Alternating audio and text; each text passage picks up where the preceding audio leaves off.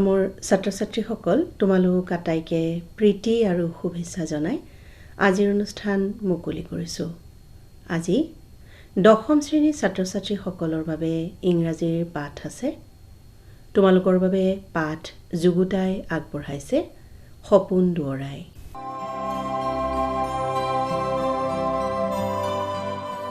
ছাত্ৰ-ছাত্ৰীসকল, এই অনাতাঁৰ পাঠত ইংৰাজ কবি লেজলি নৰিছৰ A Tiger in the Zoo কবিতাটো লৈছোঁ।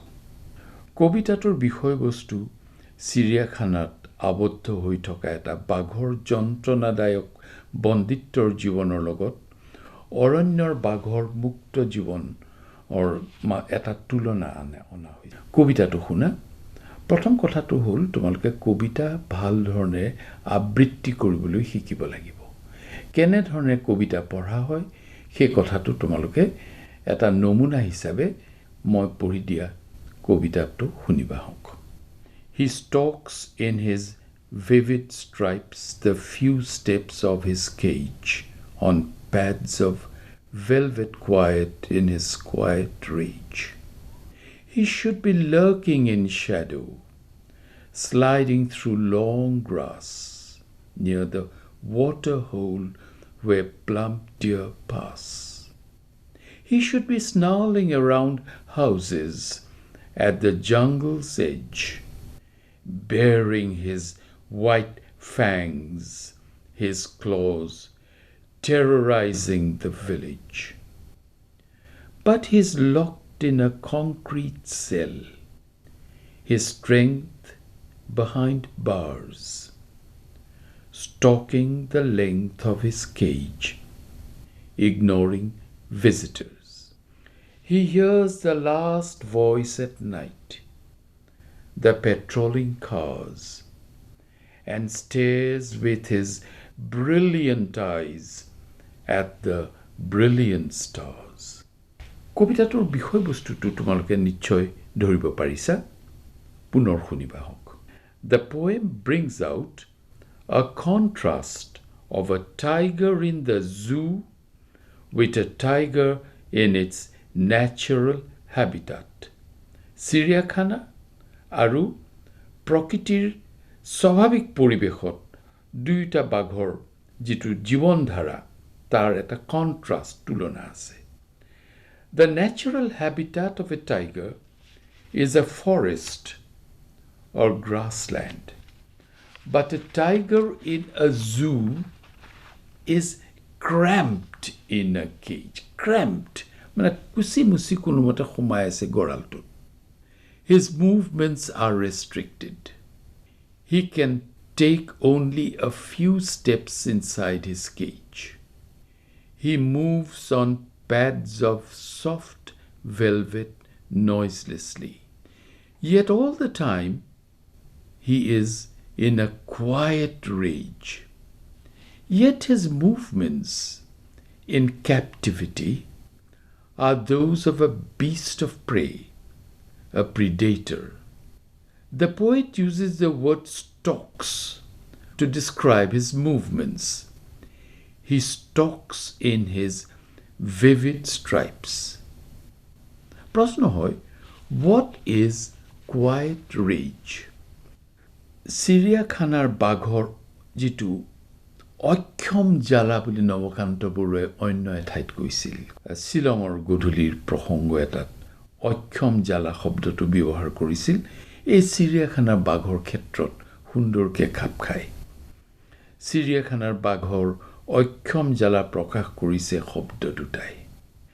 The tiger is in a rage, but at the same time he is helpless. He cannot escape from his cage. দ্বিতীয় স্তবকৰ কথাখিনি শুনিবা। স্তবকটোত কবিয়ে দেখুৱাব খুজিছে যে বাঘটোৱে তাৰ যিটো অৰণ্যৰ পৰিৱেশ সেই পৰিৱেশত তাৰ আচৰণ কেনেকুৱা। The poet states that in its natural habitat, the behavior of the tiger is quite different from his behavior in captivity in a zoo.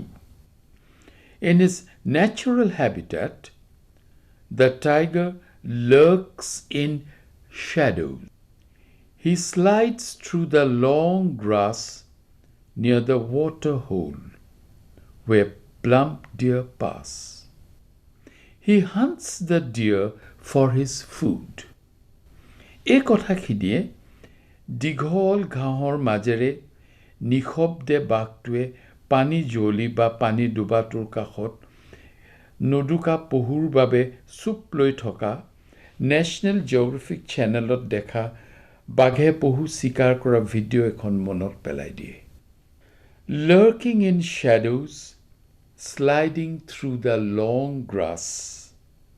এই কথাবোৰে বাঘটোৰ বিচৰণৰ এখন ছবি মনলৈ আনে।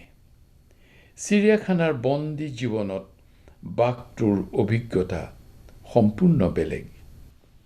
বাঘটোৰ ভয়ানক আচৰণ কেৱল পহুতে সীমাবদ্ধ নহয়। অৰণ্যৰ বাঘে বহুত সময়ত অৰণ্যৰ কাষৰ গাঁওবিলাক আক্ৰমণ কৰে। He snarls around houses. He snarls around houses at the jungle's edge. Edge means at the side of the jungle. With his white fangs and claws, the tiger terrorizes the village. Terrorizes the village. গোটেই গাঁওখন ভীতিগ্ৰস্ত কৰি পেলাইছে। The tiger is dreaded by humans and animals alike. এই ভয়ানক ছবিটো তেওঁ ইয়াত দাঙি ধৰিছে। তৃতীয় স্তৱকটোত বাঘটোৱে হাবিৰ কাষত জনবসতি অঞ্চলত কেনেদৰে সকলোকে ভীতিগ্ৰস্ত কৰে সেই কথাটো তিনিটা উদাহৰণেৰে দেখুওৱা হৈছে।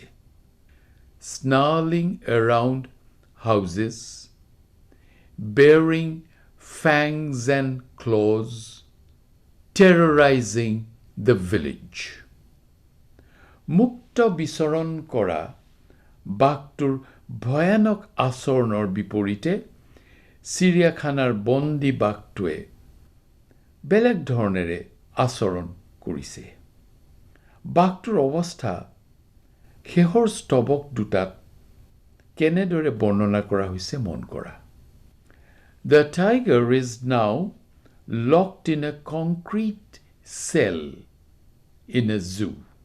His strength and his predatory instincts are now behind bars. His movements are now restricted to the length of his cage. It is within this limited space that the tiger stalks on pads of velvet feet, quietly moves along, and he ignores visitors. Ignores visitors that come to see him.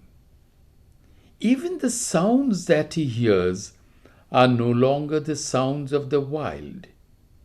He hears the sounds of patrolling cars breaking the silence of the night.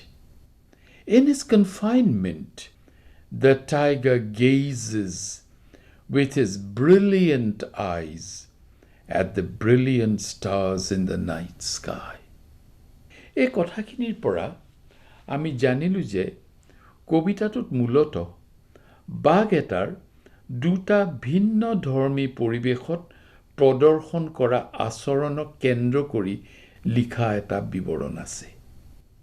এটা হ'ল চিৰিয়াখানাৰ ভিতৰত গঁৰালত আবদ্ধ অৱস্থাত বাঘটোৰ আচৰণৰ বৰ্ণনা, আনটো হ'ল অৰণ্যৰ মাজত মুক্ত পৰিৱেশত বাঘটোৰ ভয়ানক আচৰণৰ এটা নিখুঁত বৰ্ণনা। পিঞ্জৰাবদ্ধ বাঘ আৰু ঘোঙক লৈ দুটা কবিতা A Tiger in the Zoo লগত সন্নিৱিষ্ট কৰা হৈছে। এটা হ'ল দ্য টাইগাৰ, আনটো হ'ল দ্য পেন্থাৰ। তোমালোকে এনে এটা বিষয় লৈ তৰ্ক প্ৰতিযোগিতাও এটা আয়োজন কৰিব পাৰা। বিষয়টো শুনা, In the opinion of the House, zoos are not the appropriate place for the conservation of wildlife. Conservation of wildlife, জীৱ সংৰক্ষণ বাবে চিৰিয়াখানা আচলতে উপযুক্ত স্থান হয় জানো? মুকলিত থাকিলে বাঘটোৱে যিটো ধৰণে থাকে, বাঘৰ যিটো আচৰণ প্ৰকাশ পায়, ইয়াতটো নেপায়। গতিকে সংৰক্ষণৰ অন্য কি বিকল্প, চিৰিয়াখানাৰ বিকল্প কি হ'ব পাৰে, কেনে হ'ব পাৰে, কেনে ধৰণে হ'ব পাৰে, এই কথা লৈ পেলাই এটা তৰ্ক প্ৰতিযোগিতা তোমালোকে স্কুলত আয়োজন কৰিব পাৰা। এতিয়া আমি কবিতাটোৰ অন্য এটা দিশলৈ আহিছোঁ। কবিতাটোত ব্যৱহাৰ কৰা শব্দখিনি অতি যথাযথভাৱে ব্যৱহাৰ কৰা হৈছে। সেই শব্দবোৰৰ পৰা দুটামান বাছি লৈছোঁ। প্ৰশ্নকেইটা শুনা। Give the meaning of the word stalks in the first line of the poem. He stalks in his vivid stripes. Stalks মানে কি? এনে stalks মানে ধানৰ চিৰাক stalks বুলি কয়, noun. কিন্তু এইটো verb হিচাপে আছে। Stalks as noun, stalks as verb. দুইটা, stalks of corn. এচিৰা ধান, stalks of corn. সেইটো noun হ'ল। এইবাৰ আমি verb হিচাপে পাইছোঁ। The word stalks means to move slowly and quietly, usually towards a prey. চিকাৰ কৰিবলৈ যোৱা ধীৰ গতিটোক stalks বুলি কয়। বাঘ এটাই যেতিয়া পহু এটা চুপ লৈ লৈ গৈ থাকে আগুৱাই পহুটো মাৰিবৰ কাৰণে, সেই গতিটোক stalks বুলি কয়। What are pads referred to in the context of the tiger? বাঘটোৰ প্ৰসংগত pads of velvet quiet, এই শব্দটো ব্যৱহাৰ কৰা হৈছে, pad. The pads referred to in the context of the tiger are the soft soles that enable the tiger to move noiselessly. নিশব্দে আগুৱাই যাব পৰা যিটো ভৰিৰ কোমল অংশ, সেইটোকে pads বুলি কোৱা হৈছে। What does quiet rage mean? Quiet rage মানে কি বুজাইছে? The expression quiet rage describes the mood of the tiger in captivity. তাৰ পাছত তেওঁ ক'লে যে the tiger is in a rage, being deprived of his natural habitat, but at the same time it is helpless in his cramped space, locked inside the concrete cell. তোমালোকে এই পাঠটোত বাঘটোৰ আলোচনা কৰা কথাখিনি পালা। ইয়াৰ বাহিৰে তোমালোকে ইয়াত যিবিলাক শব্দ আছে, lurking, sliding, এনেধৰণৰ শব্দবিলাকৰ যিবিলাক মুভমেণ্টৰ গতি বুজোৱা যিবিলাক শব্দ, চুপ লৈ থকা শব্দ, সেই শব্দবিলাকৰ ব্যৱহাৰ তোমালোকে কৰিবলৈ শিকিবা। তাৰ অৰ্থখিনি দিয়া হৈছে আৰু শেষত তোমালোকে ৰাইমিং পেয়াৰ মানে ছন্দৰ শব্দ, যেনে কেজ, ৰেজ, গ্ৰাছ, পাছ, বাৰ্জ, ষ্টাৰ্ছ, এই ধৰণৰ ৰাইমিং পেয়াৰখিনি তোমালোকে এইটো কবিতাই নহয়, আন সকলো কেইটা কবিতাৰে ৰাইমিং পেয়াৰ তোমালোকে এই ধৰণে কৰিবলৈ চেষ্টা কৰিবা হওক। এইখিনি কৈ মোৰ পাঠটো সামৰিলোঁ। ধন্যবাদ।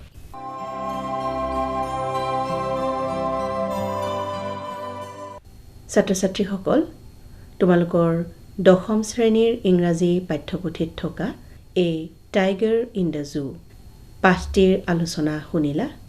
পাঠ যুগুতাই আগবঢ়ালে সপোন দুৱৰাই। আজিলৈ আমাৰ সময়ো হৈ আহিল। তোমালোকক পুনৰ প্ৰীতি আৰু শুভেচ্ছা জনাই আজিৰ অনুষ্ঠান ইমানতে সামৰিছোঁ।